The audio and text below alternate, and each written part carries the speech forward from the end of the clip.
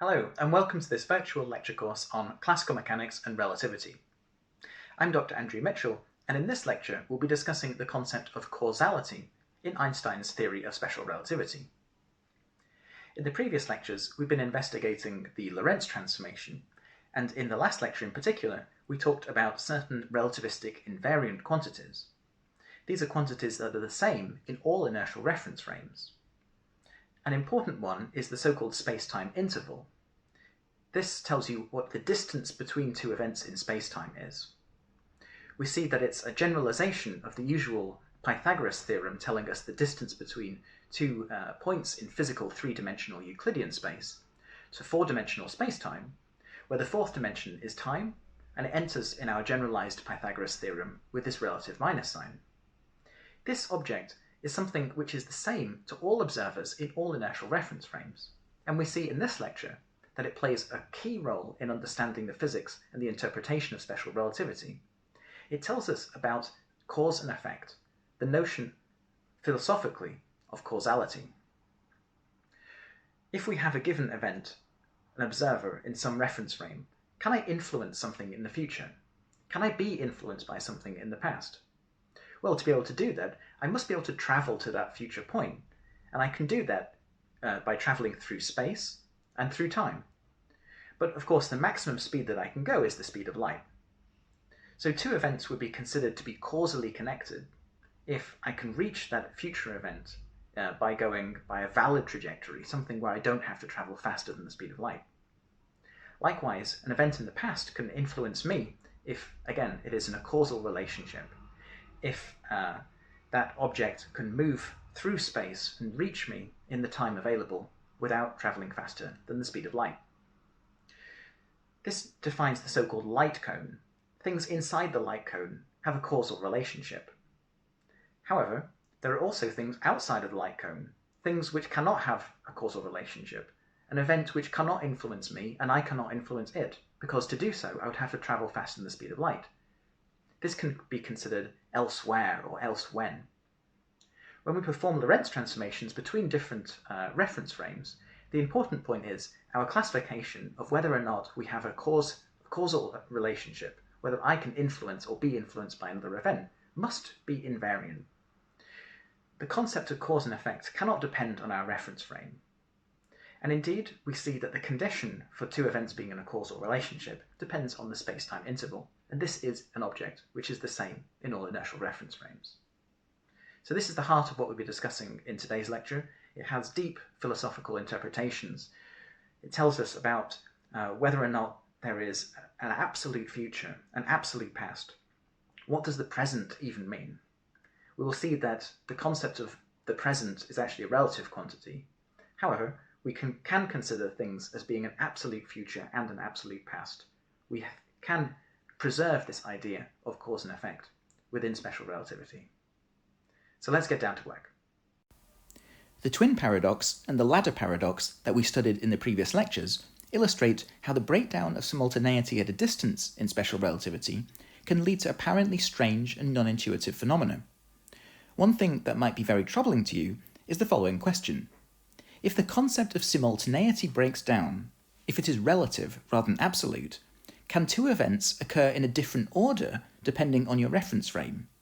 And if so, what does that imply for the concept of cause and effect? Well, actually, causality is preserved by special relativity, as we'll see in this lecture.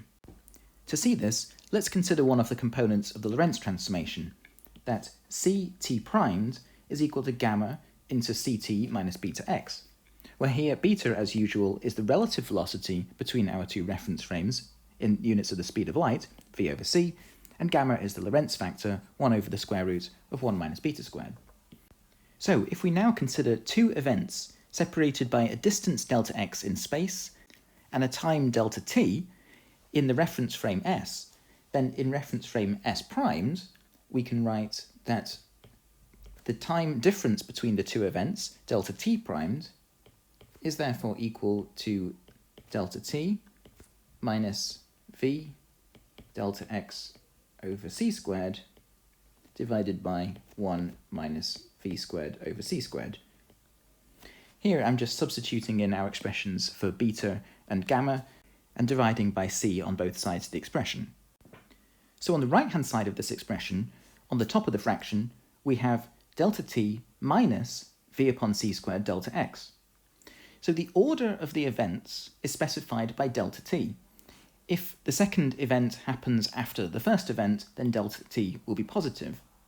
But because of the relative minus sign occurring on the top of this fraction, between these two terms, and given that the denominator is always positive, is it possible, we ask ourselves, that delta t primed could be negative while delta t is positive?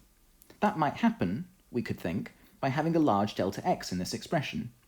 That would mean that for a positive delta t, maybe we could get a negative delta t primed. Can the order of two events get switched when we change our reference frame? If it can, then it would seem that the concept of causality is invalid. How can one event affect another if the order of those two events gets switched simply by changing reference frame?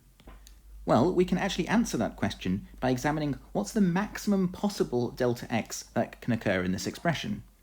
If we find that delta t primed is the same sign as delta t, even when we have the maximum value of delta x in this expression, then we know that causality is preserved. So how do we do that? Well, let's ask ourselves, what is the maximum distance that can be travelled in a time delta t in our reference frame S? Let's call this delta x max for the maximum possible distance that can be travelled in the unprimed reference frame in a time delta t. Well, the maximum speed we can go is the speed of light c, and so clearly the maximum distance is c delta t. This is due to the relativistic speed limit. So let's plug in this value for delta x max into our Lorentz transformation. This will give us the minimum delta t primed in the primed reference frame. It will be given by delta t minus v upon c squared of delta x max. This is how we're going to get the minimum delta t primed, and that's all divided by 1 minus v squared over c squared.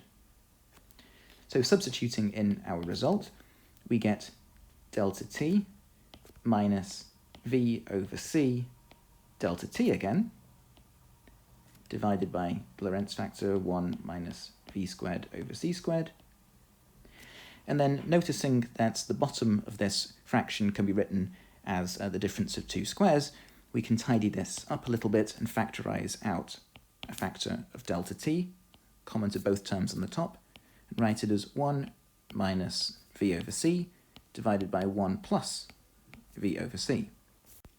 So we can see from this result that since the velocity v is less than or equal to the speed of light c in practice in any real system, therefore we see that delta t primed, the difference in time between two events in the primed reference frame, is always greater than or equal to delta t in the unprimed reference frame. In particular, we see that if delta t in the original reference frame S is greater than 0, then delta t primed in the primed reference frame is also greater than 0. Likewise, if delta t is less than 0, then so is delta t primed. This implies that events occur in the same order in any reference frame, and therefore in all reference frames. So the concept of causality is therefore equivalent to the idea that things, or more generally information, has to travel at a finite speed.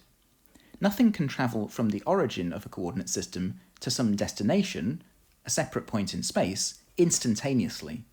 There is a relativistic speed limit, a maximum speed that you can go, and this is a fundamental constant in nature, and we've measured it experimentally to be the speed of light, c equals around 3 times 10 to the 8 meters per second. In fact, we could have started with causality as our postulate of special relativity, instead of the constant speed of light, and derived Einstein's special relativity. This would have been an equivalent way of deriving the theory. It's philosophically a different starting point, and of course we have to have some postulate for the theory, but in the end we would get the same result. So let's explore this concept of causality further. So let's draw a space-time diagram as usual, with our axes x and ct describing the reference frame S. So let's now draw on a light ray with a trajectory x is equal to ct. in this coordinate system as drawn, this is a 45-degree line.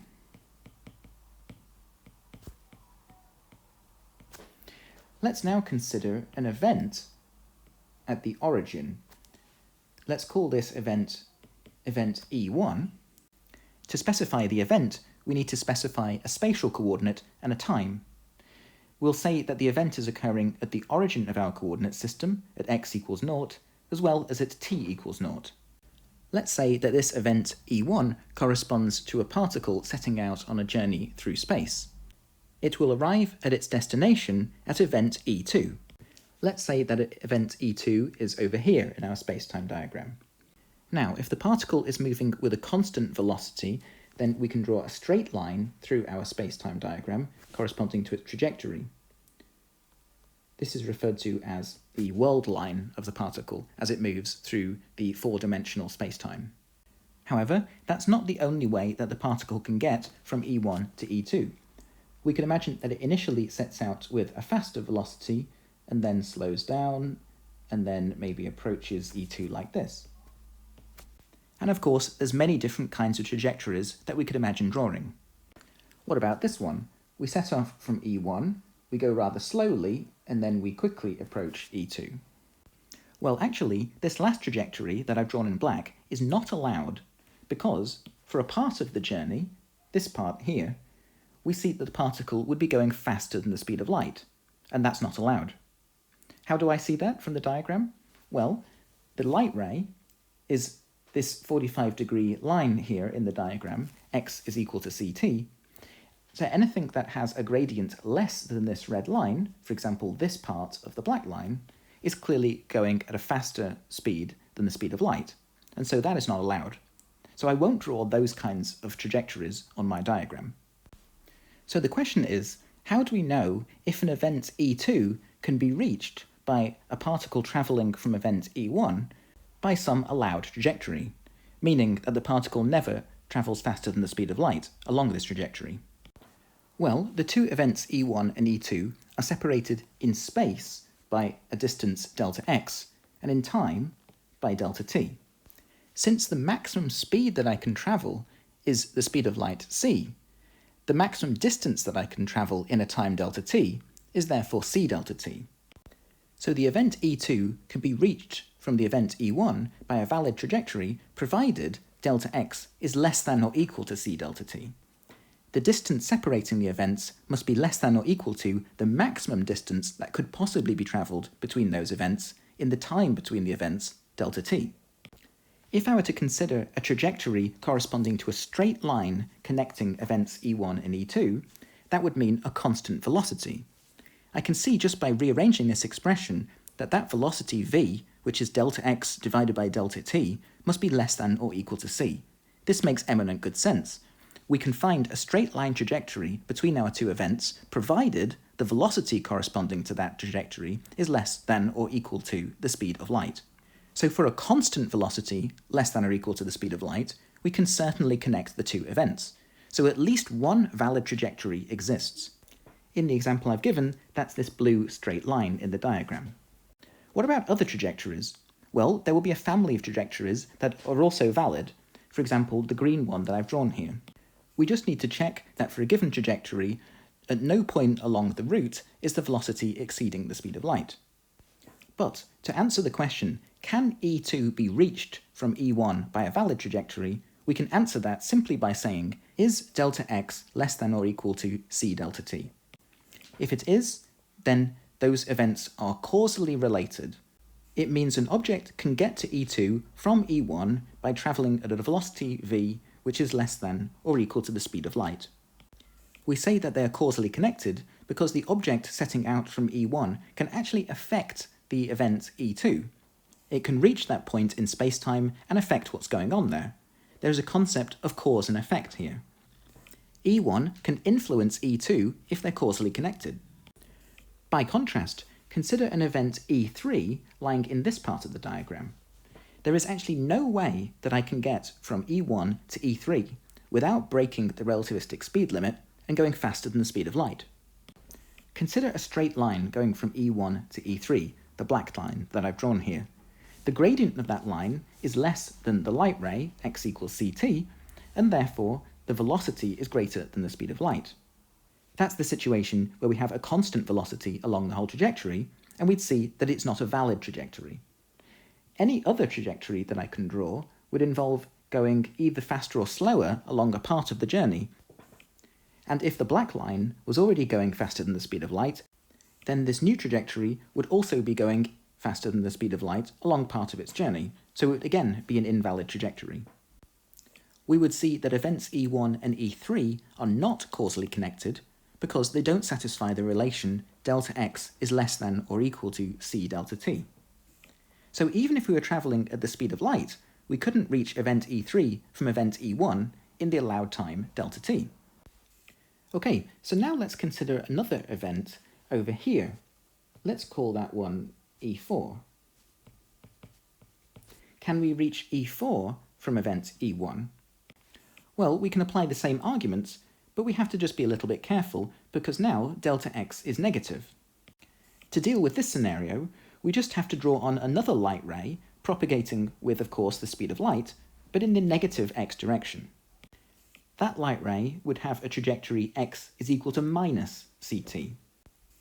We see that we can reach event E4 from E1 by a valid trajectory, in the sense that at no point along that trajectory is the particle travelling faster than the speed of light. So we've learnt that two events are causally connected when delta x is greater than naught, on this side of the diagram, when delta x is less than c delta t. On the other hand, if delta x is less than naught, on this side of the diagram, then delta x must be greater than or equal to minus c delta t. Basically, we can see it very easily from the diagram. We mean this region of space is the region which is causally connected. So we can encapsulate that into a single inequality by saying that the modulus, the absolute value of the distance, delta x, must be less than or equal to c delta t. Okay, but we're not yet finished. What about an event E5 that occurs down here in the diagram? Are E5 and E1 causally connected? Well, we have to frame our question a little bit differently now, because we have a negative delta t. When we speak about E5 and E1 being events that are causally connected, now we mean, can the event E5, which occurs earlier, affect the event E1, which occurs later? So how could event E5 affect event E1? Well, it could if we could connect those two events by a valid trajectory, meaning a trajectory that didn't travel faster than the speed of light at any point along its journey. We can again identify valid trajectories by extending our light rays into the bottom part of our space-time diagram here with negative delta t. I've just continued these red lines into the lower quadrants. We can then see that event E5 would be causally connected with E1, meaning that it can affect events at E1, providing it's in this lower region of the diagram here. Likewise, if I had an event E6 over here, I could also draw a valid trajectory in which the particle was not moving at a speed faster than the speed of light and could still reach event E1. Conversely, if I had an event over here, E7, let's say, then any trajectory that I draw will involve the particle moving faster than the speed of light along some part of its journey, and therefore that's not a valid trajectory. Events E7 and E1 would not be causally connected. So we see again the condition for causality between events. They have to be in this region of our space-time diagram. So how can we include this also as a part of our condition for causality? Well, we now have to be a bit more specific. When I wrote down this condition earlier, we were talking about situations where delta t was actually positive. We can write down an inequality describing this lower part of the diagram. It would be that delta x was greater than or equal to minus c delta t, and that would be for delta t negative. And we can play the same game as before and write all of this in terms of a single inequality. Delta x must be less than or equal to c times the modulus of delta t. This single inequality describes everything in the shaded region in the diagram, which corresponds to events which are causally connected. The expression that I've derived here corresponds to the situation where we're only considering the motion along the x direction. So this is basically a one-dimensional situation. We only considered events separated by a distance in space, delta x, along the x-axis. However, this is very, very simple to generalize to 3 dimensions. Let's go back to this expression here. The fastest speed we can go is the speed of light. Therefore, the maximum distance in 3 dimensions that can be travelled in a time delta t is a distance delta d, where delta d max is equal to c delta t. So, in 3 plus 1 dimensional spacetime, that means 3 dimensions of space and 1 of time, 2 events which are separated by a distance in space, delta d, and distance in time, delta t, are in a causal relationship if and only if the modulus of delta d is less than or equal to c times the modulus of delta t. Simply put, this condition asks, in a time delta t, is the distance between 2 events less than the maximum distance that can be travelled in that time? The modulus signs in this expression, both on the left-hand side and on the right-hand side, are telling us that we don't care whether it's a positive or a negative number. Another way of writing this condition is simply to square both sides of the equation. Now we get the same result whether or not delta d is positive or negative, and whether or not delta t is positive or negative. And that's exactly what we wanted. We now obtain our final result, which I've written down here, by simply noticing that the distance in space squared, delta d squared, is equal to delta x squared plus delta y squared plus delta z squared by the Pythagoras theorem. So, to summarise, an event that is at the origin of our reference frame is in a causal relationship with another event if it is in this shaded part of the space-time diagram that I've indicated in this top figure. The condition for that mathematically is that delta x squared plus delta y squared plus delta z squared is less than or equal to c delta t squared. Events occurring in this lower part of the diagram can influence the event occurring at the origin. Likewise, the event at the origin can influence the events occurring in this top part of the diagram. That's what it means to have a causal relationship. The mathematical condition that I've written down here is basically saying, are these trajectories that connect these events valid trajectories? To be a valid trajectory, the particle must not be travelling faster than the speed of light at any point along its journey. We say that these events are inside the light cone if they have a causal relationship. The light cone is the part of the space-time diagram inside these light rays. It's the shaded region of this diagram.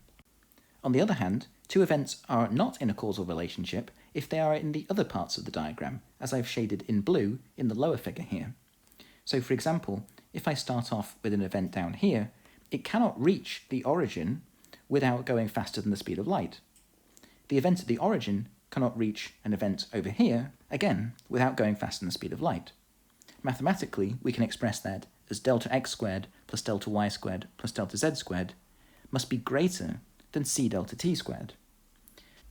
There is no way for events in the blue shaded region to affect or influence the event at the origin, or for the event at the origin to affect or influence these events.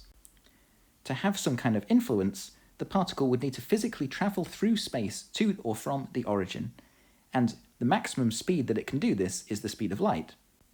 All of the trajectories that are pictured in blue here would involve the particle moving faster than the speed of light, and are therefore invalid trajectories. This is all following from the relativistic speed limit that we saw in the previous lectures. Events in this region of the space-time diagram are referred to as being outside of the light cone. That's the blue shaded region here. Now the key question is, what happens when we transform to a different reference frame? What happens to our notion of causality then?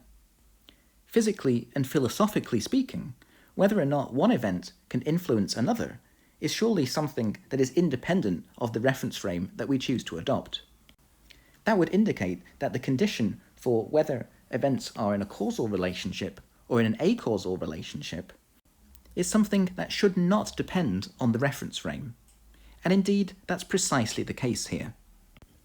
That's because I can recast these conditions in the following way.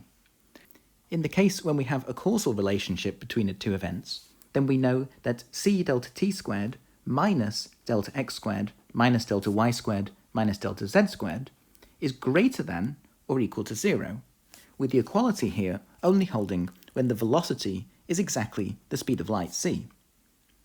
On the other hand, we do not have a causal relationship if c delta t squared minus delta x squared minus delta y squared minus delta z squared is less than 0. I can of course express that in terms of the space-time interval delta s. Delta s squared is precisely this object on the left-hand side of the inequality here. And therefore, if we have a causal relationship, then delta s squared is greater than or equal to 0, whereas, if it's acausal, then delta s squared is less than 0. We can therefore recast the causality condition in terms of the space-time interval. We discussed the properties of the space-time interval delta s squared in the previous lecture, and in particular, we saw that it was a relativistic invariant. It means that it's invariant under the Lorentz transformations. Delta s squared is the same in all inertial reference frames. In particular, then, our categorization of whether two events are in a causal relationship or not in a causal relationship holds independently of the reference frame. If two events are in a causal relationship in a given inertial reference frame, then it means they are in a causal relationship in any inertial reference frame. Likewise, if two events are not causally related in a given reference frame, then they will never be causally related in any inertial reference frame. Indeed, one could have started from the concept of causality and the implication in terms of the space-time interval, and used that as a postulate for the theory of special relativity. Taking this as the fundamental postulate, we could have derived the constant speed of light in all inertial reference frames. It's a different starting point from the one we've adopted in this course, but it's an equally good starting point. The concept of causality and the idea of cause and effect being the same in all reference frames might seem a more natural place to start. However, Einstein's constant speed of light postulate, which we also used here, is an experimental fact which was proved in the Michelson-Morley experiment and many, many times since then.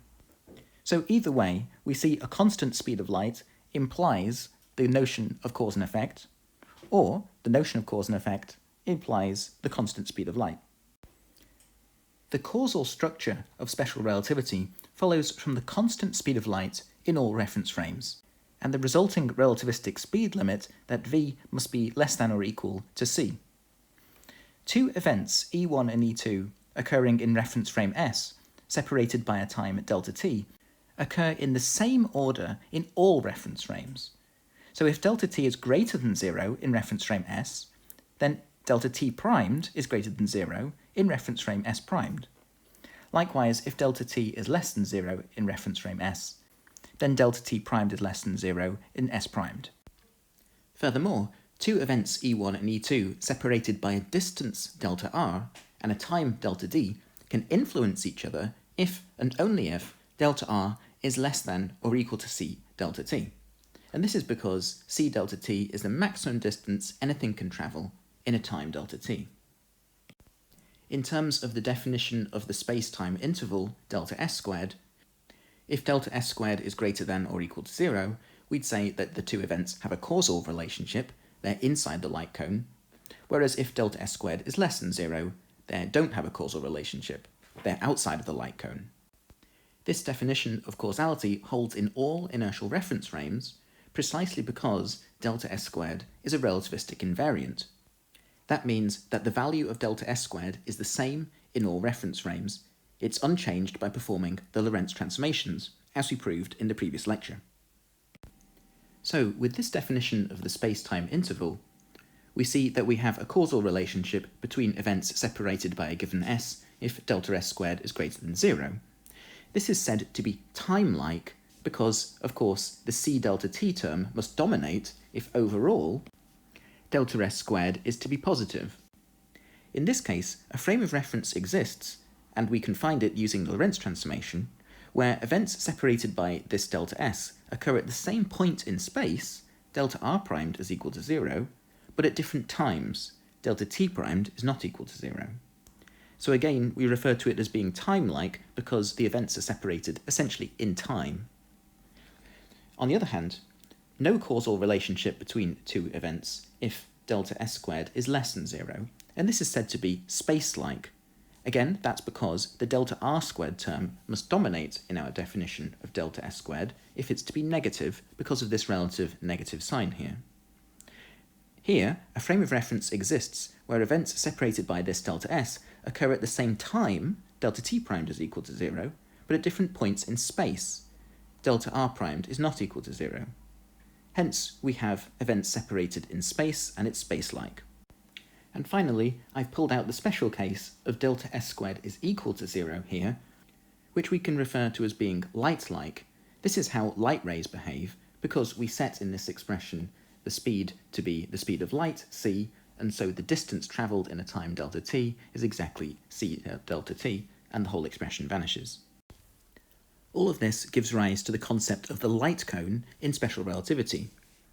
Let's consider an event at the origin of our reference frame, that's here. We have a future light cone and a past light cone. These are regions inside of which we have a causal relationship with our event at the origin, meaning that delta s squared is greater than 0. That holds for both the future light cone and the past light cone.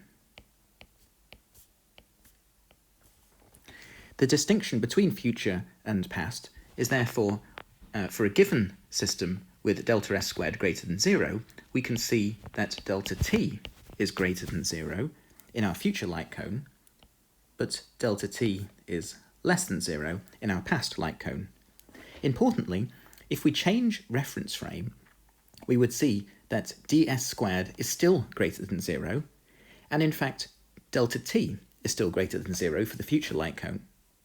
For the past light cone, ds squared would still be greater than 0 in a different reference frame, and delta t would still be less than 0. This is the causal structure of special relativity. There are distinct regions of spacetime which we can identify as the absolute past. It's the past in all reference frames. We can consider regions which are the absolute future. They are the future in all reference frames. In a given reference frame, which is the one that I'm plotting here, we can identify the surface in spacetime of simultaneous events. If this surface of events is simultaneous to the origin, then this is the hypersurface of the present. We mean all of the events that are on this surface are occurring simultaneously with our observer at the origin of this reference frame. However, notice that if I change to a different reference frame, then what constitutes as simultaneous events is different due to the relativity of simultaneity, and therefore this surface will in fact change. What does not change, however, is of course whether or not something is in a causal relationship with the observer, and indeed the definition of the absolute future or absolute past. Events inside the future light cone can be influenced by the observer at the origin. Likewise, events in the past light cone can influence the observer at the origin of our reference frame. So what about the regions outside of the light cone? Well, we can refer to this as elsewhere or else when. There is no definite sense of future or past. These are events that are not in a causal relationship with our observer. Whether or not events in elsewhere or else when are in the future or past really has no meaning. That actually depends on what reference frame we're in. Events in elsewhere or else when cannot affect our observer at the origin of the reference frame. To do so would involve travelling to the observer at a velocity faster than the speed of light. Importantly, this picture of the relativistic light cone holds in all reference frames, and that's because we can distinguish between the different parts of this diagram through the space-time interval delta s squared, and this is Lorentz invariant. It's a relativistic invariant. It doesn't depend on the reference frame. If we now consider the trajectory of a particle through spacetime, we can plot this as before on a Minkowski spacetime diagram.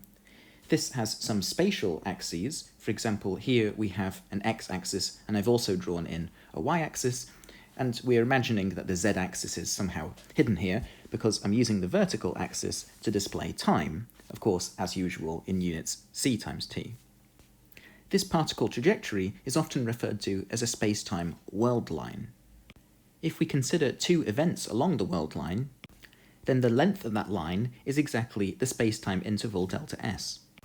And if the velocity of the particle is changing, which means that the slope of this line is changing, as you can see in this diagram, then the total delta s will just be the sum of the infinitesimal line elements ds.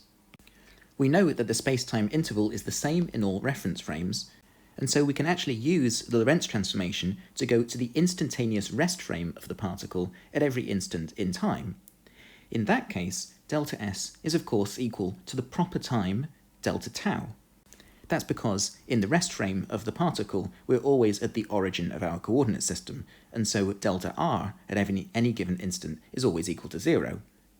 So the total accumulated delta s is simply the wristwatch time delta tau.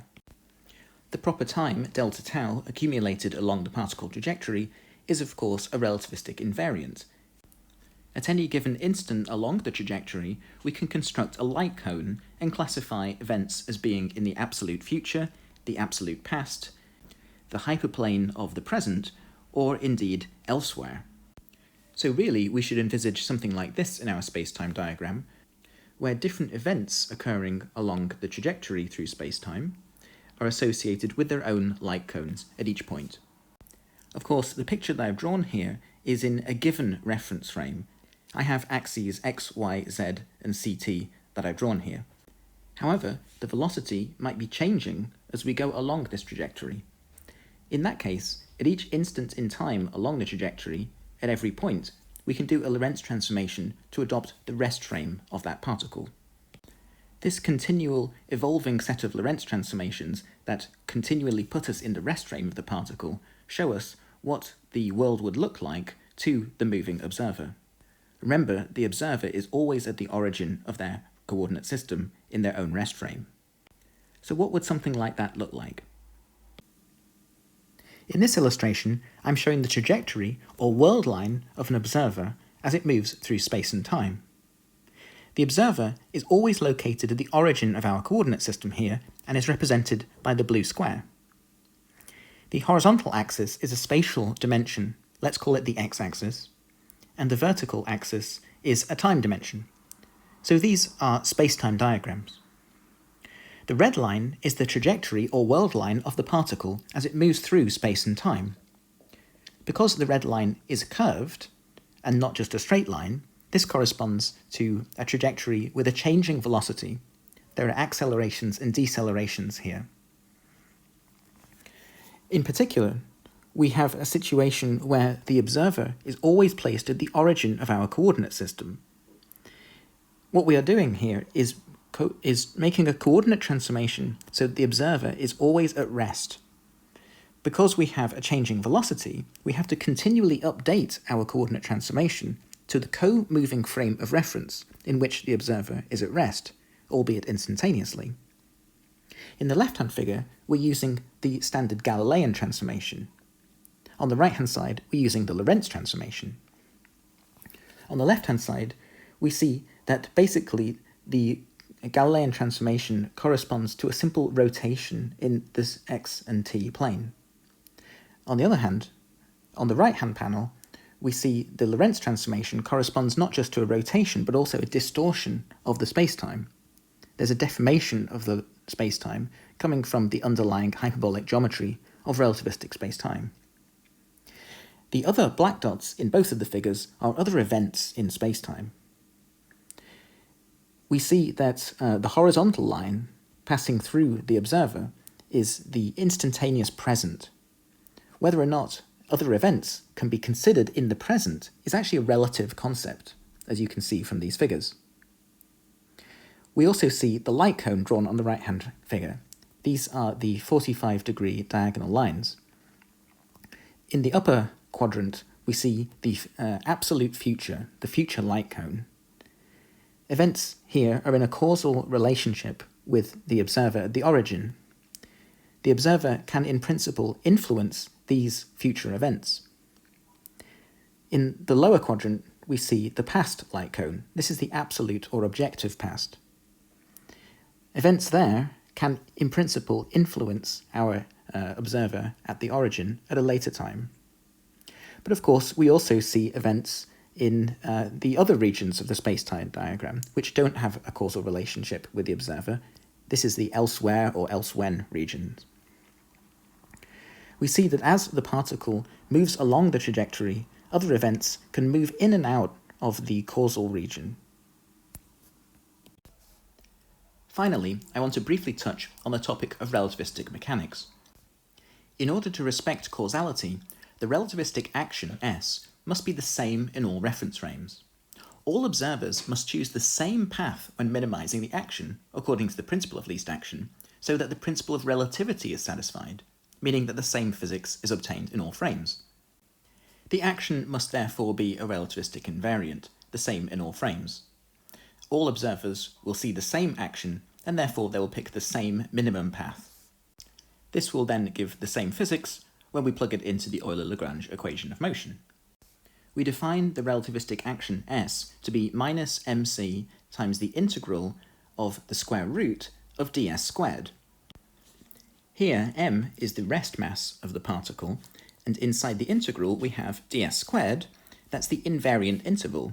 It means c dt squared minus dx squared minus dy squared minus dz squared.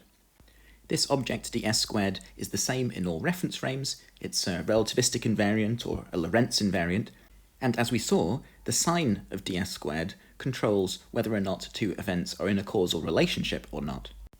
Here we're taking the absolute value of ds squared. We don't want it to be negative because we've got to take the square root inside the integral here. Why do we have to have the square root of ds squared? Well, because we obtain the action by summing up the contributions from the infinitesimal segments along the path. That means the action has got to be linear in these little segments, and therefore we cannot have a ds squared here, which measures the squared path length of the trajectory through spacetime.